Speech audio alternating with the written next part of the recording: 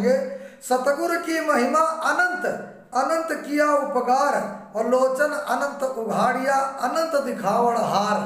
तो संदर्भ में बच्चों ये लिखना कि प्रस्तुत हुआ हमारी पाठ्य पुस्तक कक्षा 11 हिंदी के साखी नामक पाठ से लिया गया है, जिसके रचयिता कबीरदास जी हैं।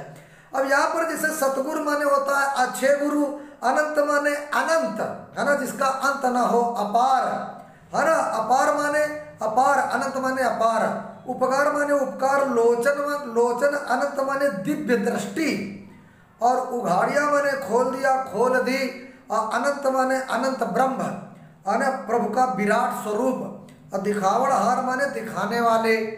तो प्रसंग में यही लिख देना कि कबीरदास ने यहाँ पर गुरु की महिमा का वर्णन किया, हो गया। इसके बाद व्याख्या करना कि सतगुरु की महिमा का वर्णन करते हुए कवि कह रहे हैं कि उनकी कही कि गुरु जी की महिमा अनंत है, उसका अंत नहीं है, क्योंकि उन्होंने हम पर अनंत उपकार किए हैं। उन्होंने यानी कवि को, यानी कबीर को दिव्य दृष्टि प्रदान की और अनंत ब्रह्म के दर्शन कराए।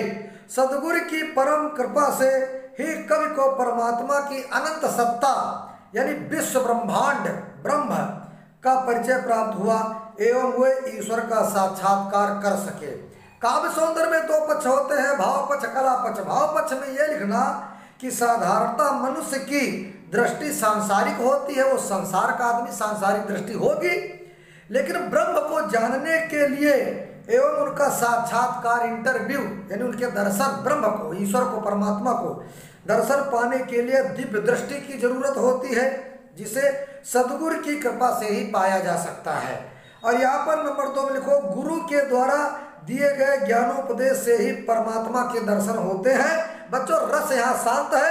और आप काव्य पक्ष में यह लिखना कि भाषा सधुकड़ी, कबीरदास की भाषा सधुकड़ी ही होती है। और छंद दोहा अलंकार यहाँ यमक है ना, जहाँ पर एक शब्द कई बार आए लेकिन उसका अर्थ अलग अलग हो, यमक अलंकार होता है। यहाँ पर जो है अनंत कई बार आया तो अनंत के कई अर्थ हैं। गुण प्रसाद है, सत्य शक्ति लक्षणा। भाव साम्य में बच्चों ये लिख देना कि गुरु को ईश्वर से भी श्रेष्ठ समझते हुए स्वयं कवि ने दूसरी जगह भी यहाँ पर कहा है कि गुरु गोविंद दो खड़े काके लागों पाए, और बलिहारी गुरु आ पड़े जिन गोविंदियो बताए। धन्यवाद बच्चों।